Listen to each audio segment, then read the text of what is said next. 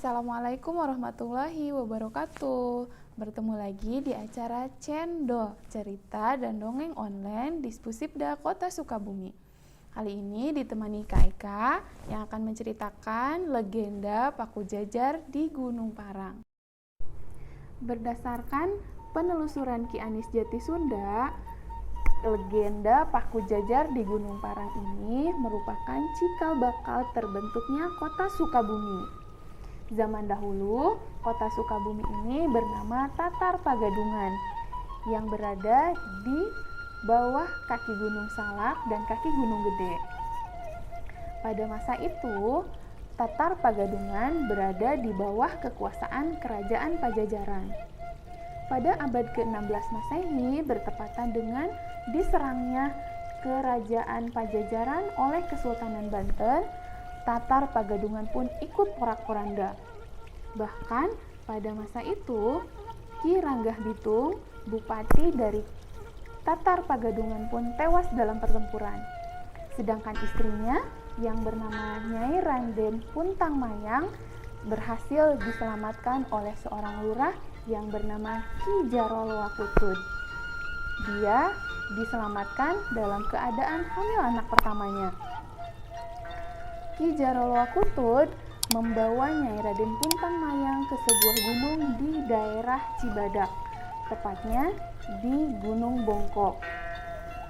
Setelah di Gunung Bongkok sudah dirasa tidak aman lagi, Ki Jarolwakutud pun membawa Nyai Raden Puntang Mayang ke daerah Pelabuhan Ratu, yaitu di Gunung Sunda.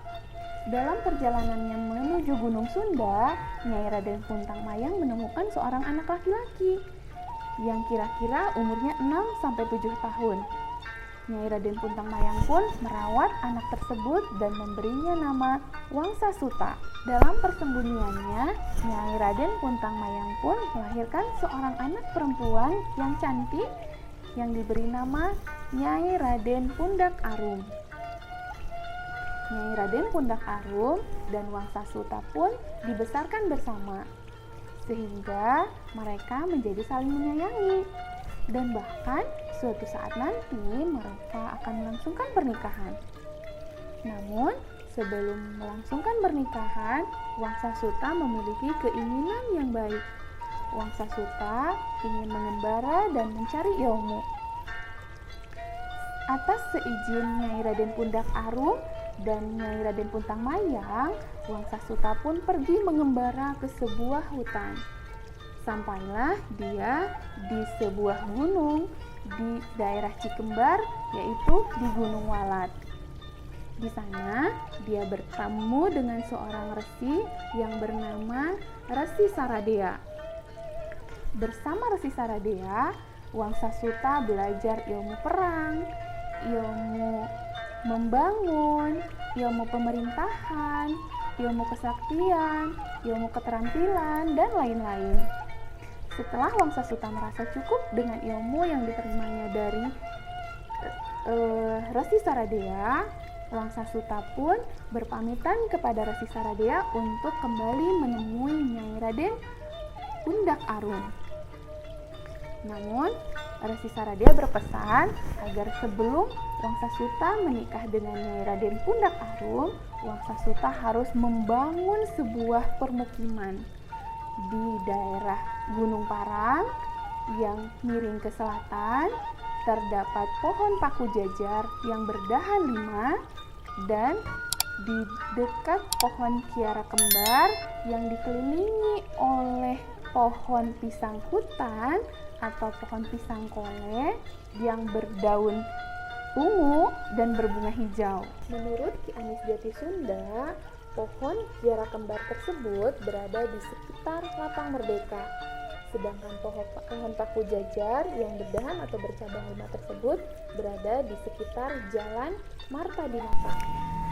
Sementara Wangsa Suta sedang membangun sebuah permukiman, banyak demang dan bangsawan yang ingin meminang Nyai Raden Pundak Arum. Di antaranya ada Demang Sukamukti, ada Ki Puru Sastra, ada Haji Ijmalan, dan bahkan kecantikan dan kesaktian Nyai Raden Pundak Arum sampai terdengar ke permukiman para bangsawan yang sekarang dikenal dengan nama Padebenghar. Alih-alih ingin meminang Nyai Raden Pundak Arum, Demang Kartala, seorang lurah dari daerah Mangkalaya Cisaat, malah ingin membunuh Nyai Raden Pundak Arum. Kabar tersebut terdengar oleh Wangsa Suta.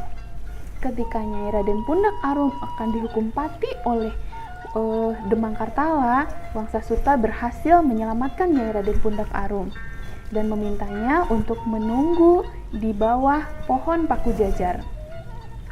Setelah Wangsa Suta selesai bertarung dengan Demang Kartala, Wangsa Suta segera menemui Nyai Raden Pundak Arum. Namun, di sana Nyai Raden Pundak Arum sudah tidak ada karena Nyai Raden Pundak Arum sudah dibawa ke Pulau Putri yang sekarang disebut dengan Kepulauan Seribu. Mendengar hal tersebut, Wangsa Suta pun marah. Dia meminta bantuan kepada Resi Saradea. Namun, Resi Saradea berkata bahwa Wangsa Suta tidak usah mencari Nyai Raden Pundak Arum, karena suatu saat nanti akan datang seorang wanita yang bijaksana, yang suka menolong masyarakat, dan dia dianggap sebagai titisan dari Nyai Raden Pundak Arum. Maka di sanalah Nyai Raden Pundak Arum dan Wangsa Suta akan bertemu kembali. Wallahu a'lam. Nah, itulah legenda Paku Jajar di Gunung Parang. Untuk teman-teman yang nama daerahnya disebut dalam cerita tadi, jangan lupa like dan komen ya. Nantikan cerita kami yang lebih menarik lagi. Sampai ketemu nanti. Assalamualaikum warahmatullahi wabarakatuh.